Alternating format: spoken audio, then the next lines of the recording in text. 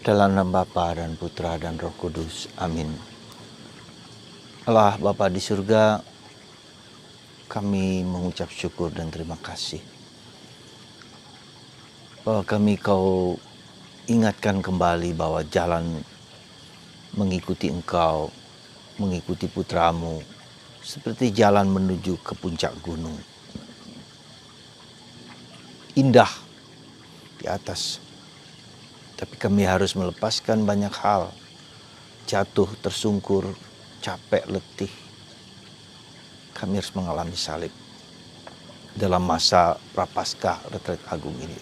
Bantu kami ya Tuhan, untuk tetap kuat demi Kristus Tuhan dan pengantara kami. Amin. Saudaraku terkasih dalam Kristus, mengikuti Yesus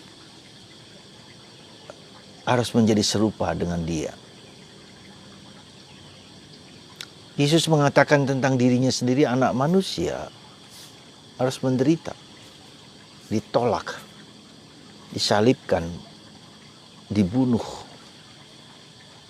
dan tentu saja dibangkitkan.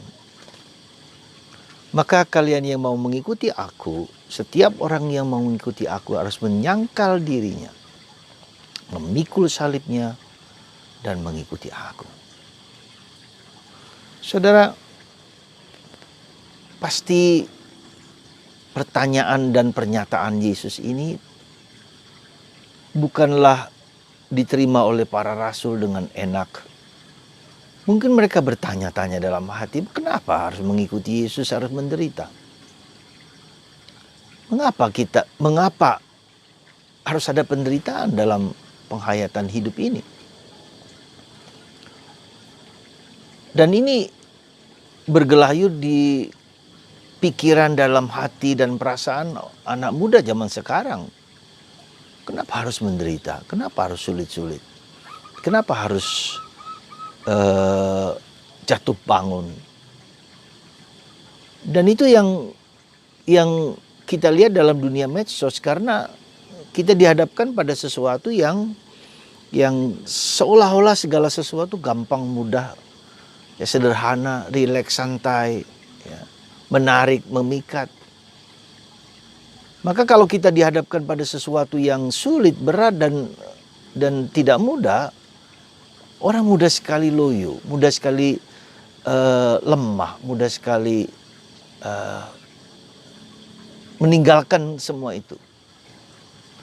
Ya, dan itu membuat orang mudah frustrasi, mudah mencari jalan pintas, ya, lalu menjadi malas-malasan, tidak ada semangat, tidak ada bergairah. Dan itulah yang sekarang ini kalau kita perhatikan dan kalau kita lihat, maka ketika orang mengalami kesulitan sekecil pun mudah sekali mengeluh, ya, mudah sekali marah, mudah sekali kecewa, ya.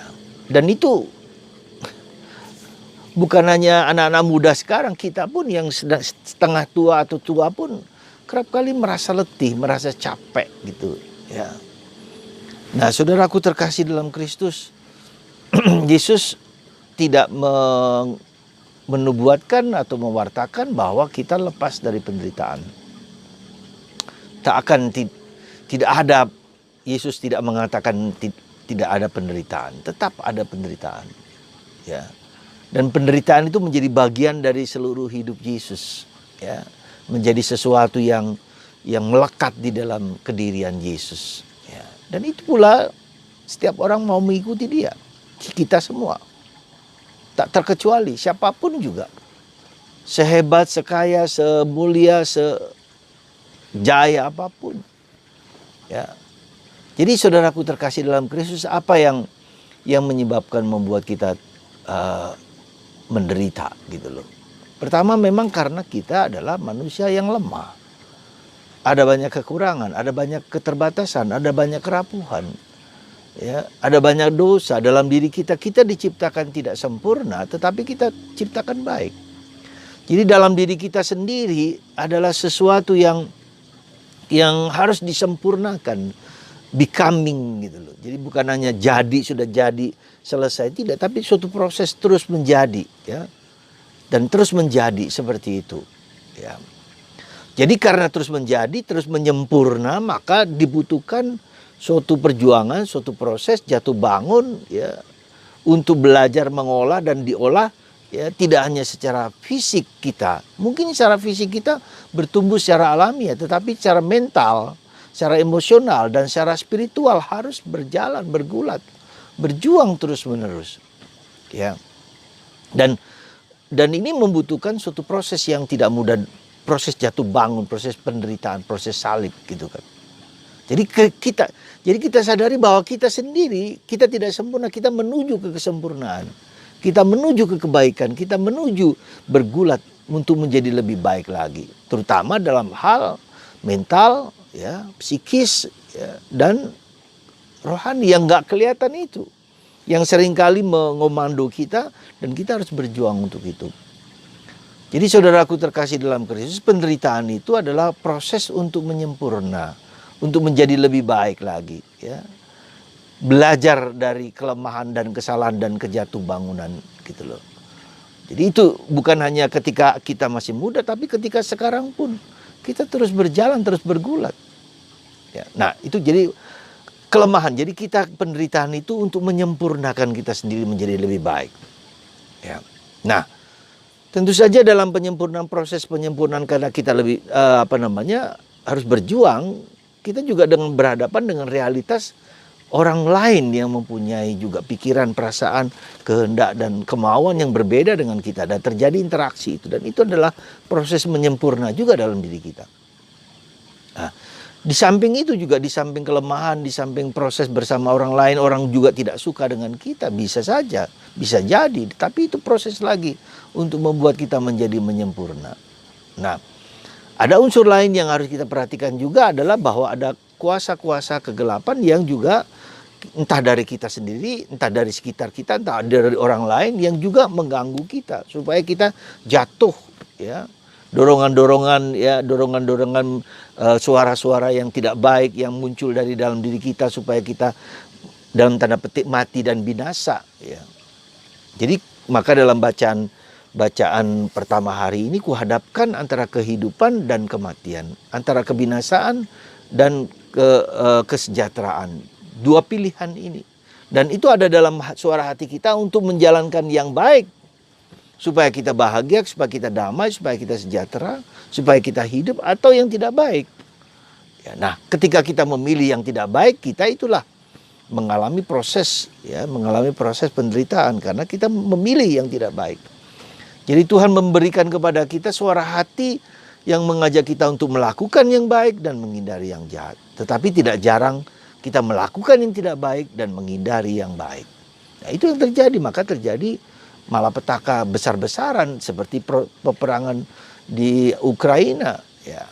Jadi ini antara dorongan seseorang atau beberapa orang yang ingin mengagungkan diri, ya, untuk memilih yang tidak baik dan menghancurkan manusia, dan ribuan bahkan ratusan orang mati dan dengan konyol, dengan senjata-senjata yang tak tertanding ya, seperti itu.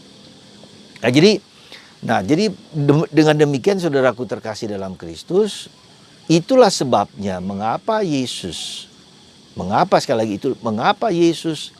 tidak lari dari penderitaan, tetapi justru menghayati penderitaan itu. Dan itulah panggilan kita sebagai orang Kristen, sebagai orang Katolik, adalah memasuki penderitaan itu, menerima penderitaan itu, menjalani penderitaan itu dengan iman, dengan kasih demi Kristus untuk menyempurnakan hidupku, pribadiku, diriku sendiri. Ya. Jadi dengan kata lain, penderitaan itu memang harus terjadi supaya kita sampai kepada kemuliaan, supaya kita sampai kepada kebahagiaan yang kekal, keabadian yang Tuhan sendiri inginkan. Dan itulah kebangkitan. Yesus mengatakan dia ditolak, dia dibunuh, dia disalibkan, dimakamkan.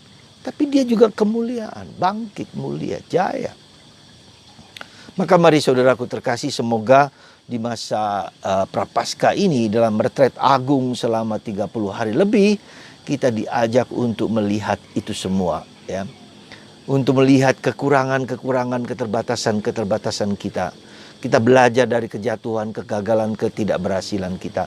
Supaya kita pelan-pelan dengan bantuan Tuhan, bantuan Roh Kudus, supaya hati kita hanya melakukan yang baik. Ya. Sekarang dorongan-dorongan batin kita yang terus-menerus membawa kita kepada sesuatu yang tidak baik. Nah, itulah maka kita dipanggil untuk menjadi menyempurna, menjadi baik. Ya. Semoga Anda dan kita semua dipanggil untuk memilih kehidupan, bukan kematian. Sia-sia peperangan itu. Ya. Dan itulah yang kita belajar dari penderitaan, kesulitan dia. Dan sekarang ini dengan akibat perang itu bukan hanya terjadi di Ukraina, sebentar lagi harga-harga naik semua. Harga minyak, harga barang, harga semua kebutuhan-kebutuhan kita berefek dampak yang luar biasa dari peperangan itu, dan seluruh dunia terafeksi, ya, terpengaruh. Coba saja sebentar lagi kita sudah melihat harga kedelai, harga minyak, ya, cabai, macam-macam, segala kebutuhan-kebutuhan kita menjadi begitu meningkat harganya. Dan akibatnya apa? Dan kita dalam kehidupan ekonomi juga semakin tidak mudah zaman sekarang ini. Baru hampir selesai dengan pandemi, terjadi peperangan lagi. Apalagi nanti kalau misalnya Cina menyerang Taiwan. Kita lihat negara naga-naga ular besar ini yang sekarang mulai bergeliat menghancurkan kejahatan. Jadi itu juga bukan hanya karena Rusia atau Cina negara komunis, tapi bisa juga Amerika dan Eropa juga mempunyai yang tidak nampak, yang kelihatannya baik, tetapi juga mereka mempunyai kelicikan-kelicikan demi kepentingan mereka sendiri, demi berdasarkan demokrasi. Jadi kita sulit melihat apakah Cina jahat, apakah Amerika jahat, apakah Rusia jahat. Bukan soal itu, tapi mereka bermain di balik layar yang kita tidak tahu, ya. Demi kepentingan mereka sendiri juga begitu. Jadi ini terjadi keseimbangan-keseimbangan yang sedang dijungkir balikan oleh alam semesta, oleh Tuhan, sehingga membuat orang melihat siapa sebetulnya naga itu sendiri, ya, yang sedang mau dihancurkan oleh Tuhan. Lepas dari semua itu, mari kita berdoa, mohon kerahiman Allah, mohon belas kasih Allah bagi kita, bagi dunia, bagi Rusia, bagi Ukraina, bagi Amerika, bagi Cina dan seterusnya. Tuhan memberkati Anda supaya kita bersandar dan mendoakan perdamaian bagi dunia. Tuhan berkati kita semua dalam Bapa dan Putra dan Roh Kudus. Amin.